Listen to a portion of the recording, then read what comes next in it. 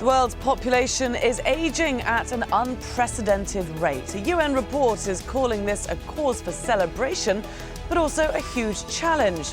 We look at what those challenges are, how the elderly can keep contributing to society, and whether enough is being done to support them. This is Inside Story.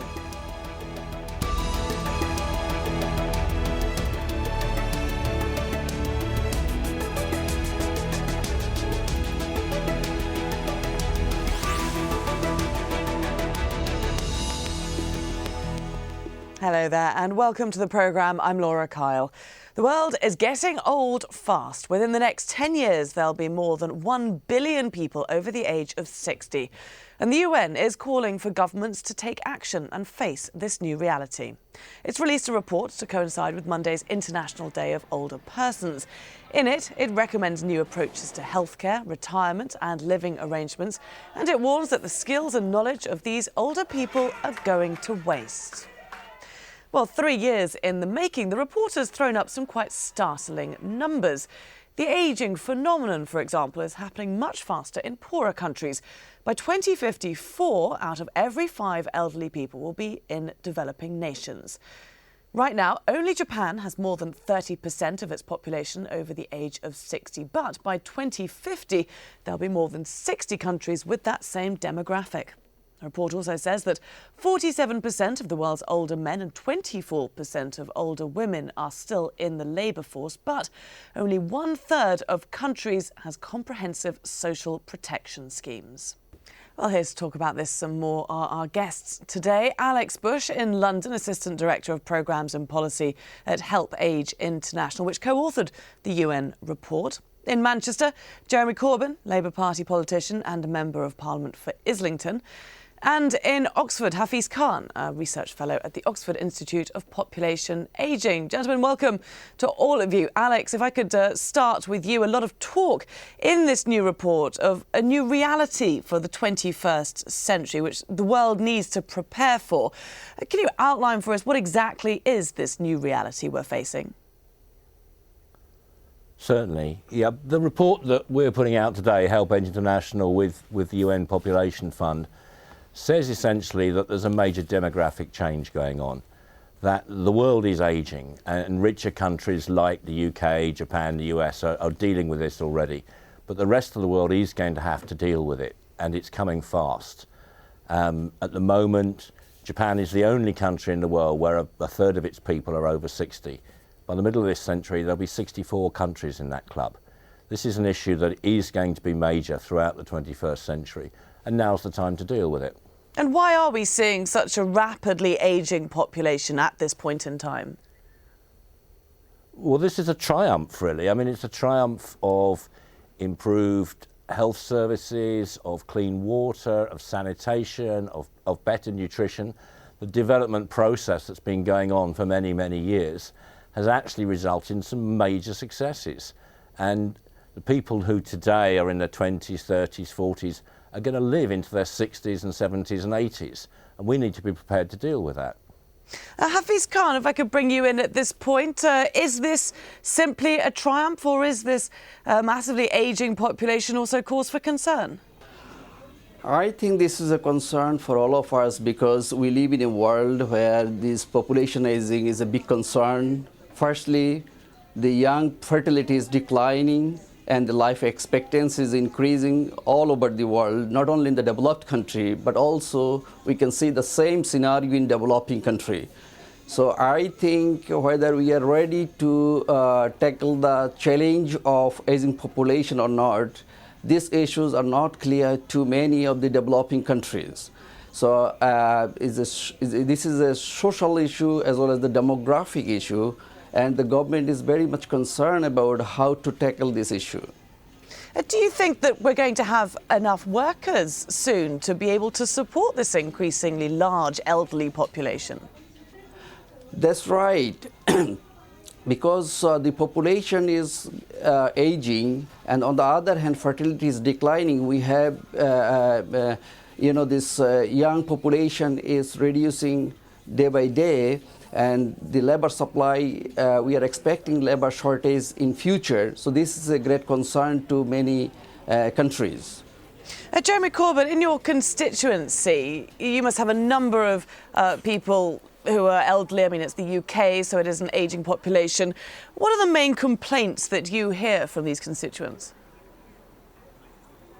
Well, my constituency has about 12% of the people over 60 or over 65 living there, and so it's actually probably slightly less than the national average. The national average in the UK is around 15% and rising.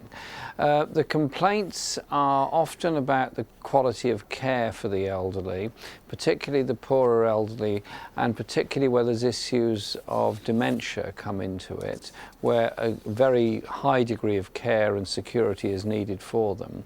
And so there are issues there. There are also housing issues where in some cases families want to stay together with an older person living with them, but that is not necessarily a normal tradition in Britain. Usually older people often end up leading rather isolated and rather sad lives. We have only the very elderly usually living in homes where they're given considerable amount of care and support, but the younger retired people tend to be living more independently. And so there are issues. There's also issues about attitudes towards the elderly. In poorer societies in Africa, Asia, Latin America, older people are often treated with great respect and venerated in many ways because they're almost unusual. Whereas in Europe, North America, and I suspect Russia and Japan, older people are very normal and not treated with the same levels of respect in the rest of society. And I also find a lot of frustration amongst older people that they get very bored, they don't have enough to do, and yet they feel if they've retired at 60, 65, they've still got a huge amount to give. I remember my own parents when they retired.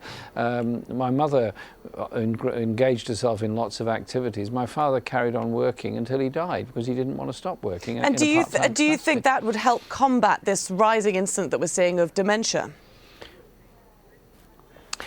Yes, I do. There are many causes of dementia and there are many research issues taken up with dementia. But I strongly believe that being active in your life, being fit in your life, and particularly being fit in retirement, leads to a much longer life and a much lower level and incidence of dementia. I chair a pensioners forum in my borough, which I helped to found more than 25 years ago.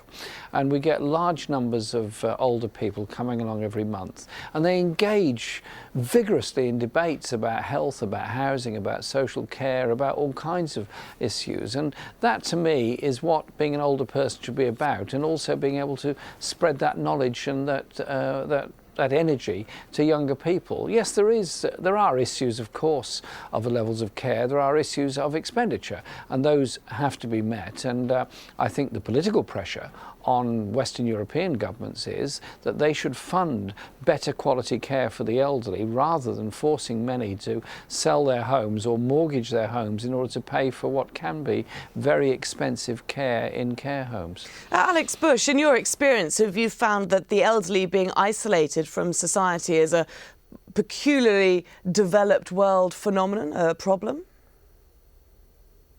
No, it's not. I mean, you can make sweeping generalisations about how the rich world treats older people, how the developing world treats them, but isolation's an issue for a lot of older people around the world.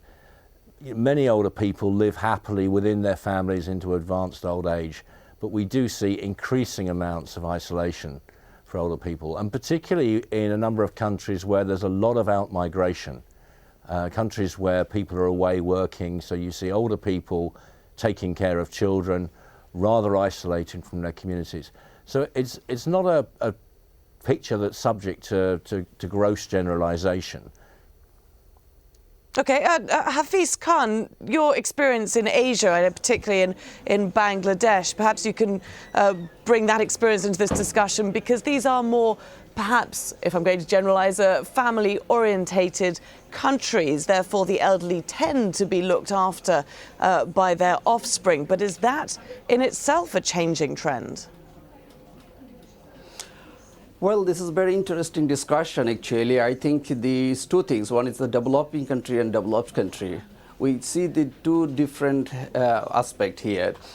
In Bangladesh, we had a traditional belief that children will take care of parents in old age. But that is not happening anymore because this family structure is changing and people are moving around only for job searches in Middle East and Western country. So there are only few people are left behind to take care of their parents. So we see this is a common phenomenon, not only the whole Bangladesh, but you can see especially in Sylhet area, a lot of peoples are now living in the UK. So their parents are living behind, who will take care of them. So this is a great concern to them as well. So what we did actually, you can and here, the Sir William Beveridge Foundation launched a new program in Bangladesh. They are giving the free care facilities to frail elderly people, those who are poor.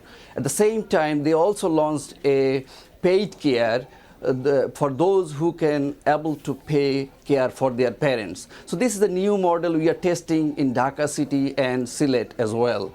But I can tell you the other things. The other projects are collaborating with Help Age International along with Bangladeshi NGOs. They are testing, they are empowering elderly peoples because these are the peoples are lagging behind, they are alone, they are frail, they are poor, and Help Age International is giving some sort of support in order to unite them, in order to organize them, in order to push the government to take this issue forward. Okay. The main thing is actually to help them and support them. Alex Bush, do you think that that Bangladesh model is part of the way Help Age is saying that the developing world should be preparing for this increasingly old population? Yeah, it's certainly part of the issue being addressed. I mean, Help Age is a relatively small organisation. We can't pick up the problems of ageing across the whole of Bangladesh. And what's absolutely vital is that governments in countries like Bangladesh, which still has a relatively young population, but because the population is so large, there's large numbers of older people, governments have got to pick up the agenda. And there is a bit of a space now for people to do that. Not just in passing aspirational policy for older people, but starting to put resources against that, starting to flex up employment law so people can keep working, starting to give more attention to the health issues that tend to come along in older age, diabetes, hypertension, cancer, arthritis. So there's scope for a lot of action, and there's time to take that action in many countries. Jeremy Corbyn, Alex mentioned there this idea of keeping people working longer. Do you think that is a solution? There's a big debate about this. In the UK, the retirement age is rising and due to rise further. Most European countries are looking at that as an option. This is often resented by many people in work, but who nevertheless also want the opportunity as a matter of choice whether they continue working or not. And we are getting somewhere down the line on that, in that the employer has to discuss with somebody whether they wish to continue working or not, rather than automatically retire them at the age of 65. And I think many older people want to continue working, but I think it should be a matter of choice rather than enforced on them because of inadequate pensions or poverty that goes with it. And so there is a big issue about pensions. The current generation of retired people in Britain are not well off. In fact, there are very many seriously poor older people, but the next generation coming up towards retirement tend to have much smaller pensions and access those pensions, and so there are big issues about future public expenditure on pensions which has got to be faced, not just in Britain but in all the countries in the developed world. Hafiz Khan, do you think that people should choose to work longer? Again, I'm going to point to examples in Asia, Singapore, for example, where plenty of elderly people stay working well into their 70s, even 80s. Well, I think these people are still active at age 80. So if they are contributing the productivity, they should work as long as they can. but there is no harm for this. Actually, they are contributing for the society, they are contributing to the economy. That's all right. But the problem is actually what we see in the developing country. We still have the young populations. We have a different type of problem, and in the developed country, I think this old people can go as long as they can. Actually, we are pushing for actually this unlimited age discriminations is going on, and people can go as long as they can in the developed country where they need actually the productivity, they need labor force, and older peoples are deserving to input in the national contribution. Let's use this point to look at the moral attitudes towards the elderly. And this UN report is being released 10 years after ageing was first discussed within the context of human rights. The Madrid International Plan of Action on Ageing is the only global agreement for improving older people's lives. And here are some of its recommendations. Governments should fight any kind of discrimination against older people. The elderly should be able to work for as long as they want. They should have the same access to preventative and curative care, as well as rehabilitation as other age groups. And older people should also have access to decent housing, receive support if they're caregivers, and be free from neglect, abuse and violence. Now, 159 governments agreed on the Madrid plan, but nothing in it is legally binding. Jeremy Corbyn, if I could ask you to respond to that, do you think the Madrid plan goes far enough? I think it's a good idea, and there's some very good aspirations there, but as you quite rightly point out in the last sentence you just said, that without any binding nature of that agreement, then it is purely aspirational. There are constant arguments, certainly in the UK, about discrimination against the elderly. It is illegal to discriminate on the grounds of race, gender, age, disability, all those things it's absolutely illegal to do. There are constant concerns, and I put it no higher than that, that the NHS, our National Health Service, and hospitals tend not to offer what are often very expensive operations to older people because they're not going to live that long, whereas they would go to the ends of the earth to try and support a younger person. There is a deal of resentment amongst older people about that, and yes, the health costs are considerable in looking after an older population, but let's be happy that it's a success for healthcare, not just in Europe, but all over the world, that people are living much longer. That's got to be a good thing. Let's be proud of that, and also access the wisdom and energy of older people, rather than this sort of putting them out to grass and forget about them because they've reached a specific age. They're part of society and part of our communities. And yet we have Alex Bush, we have the UK's National Pensioners Convention very angry, saying the elderly are treated as objects, that indeed they have fewer rights than animals. Yeah, I can't disagree with a single word that Jeremy's just said. At what age do your human rights run out? At 60, at 70, when you hit 90 or 100? What we're saying in HelpAge is there are fundamental human rights which have to be applied across everybody. And as Jeremy says, discrimination on any grounds is wrong. And yet we still see age discrimination as acceptable in many countries. So I'm not surprised the pensioners are up in arms. And I think in many other countries you'll find people saying, well, I've reached 50 and I can't get a job anymore. And so why, Jeremy, is there no law in the UK, in Britain, indeed most of the world, across Europe, I mean, why is there no law enshrining the rights of older people in our society? Well, there are the general laws on equality in the UK and the illegal nature of discrimination, but it is quite hard to enforce discrimination. If an employer is interviewing 3 people for a job, one aged 60, one aged 40 and one aged 25, depending on obviously what the job is and the skill levels and so on, they might decide they would go for the younger person because they're going to be there longer, because they can work harder. And it is a form of discrimination. It's very hard to prove, and the National Pensioners Convention, which is very vociferous on these issues, has had a big effect. Now, some employers do go out of their way to employ older people on the basis that they're very reliable workers, they turn up for work, and they have a patience, particularly in the retail sector, in dealing with the public, which young people often do not have. And so there are some signs that the message of the pensioners' organisations is beginning to get through. But let's look at it this way.